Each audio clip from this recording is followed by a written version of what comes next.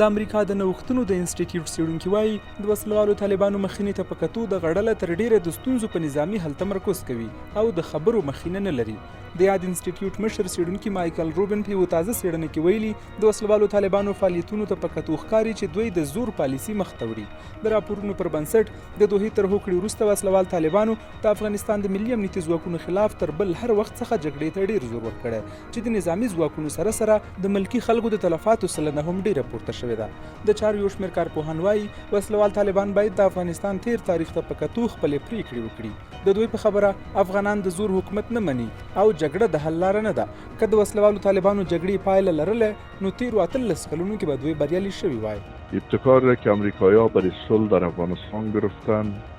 اسباب نارضایتی پاکستان فراهم شد و پاکستانی‌های پروسه را با تشویق یک بدنه از طالب‌ها که اینا بیشتر به پیشبرد امور نظامی که از طریق نظامی بخواهند این وضعیت به هم بزنن و نتیجه نتحصل به این مسئله شکستن زیر حمایت پاکستانی کار میکنن. کارپوهان وایي وسلوال طالبان چې د افغانستان د قضیې په نظامی حل تمرکز کوي پایله به د افغانانو بدبختي او د هیواد تباهي وي. موږ د طالبانو په طالبانو باندې مغوتو چې د طالبانو ورو د نظامی خبره کړه د حل لاره وای د جنگ د افغانستان مسلې ښکاره نه وګړي خو دا د حل نه بلکې که موږ د جنگ یعنی یو پیړۍ نور هم وغځو بیا هم دغه تکینو خبر تکینو دا چې په سبا خبر تکینو ولنه خبر تکینو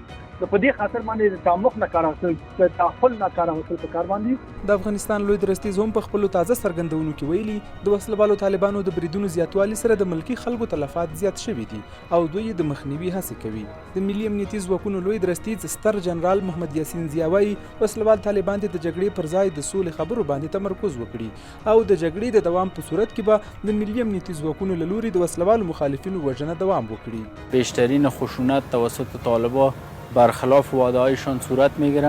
و اینا سبب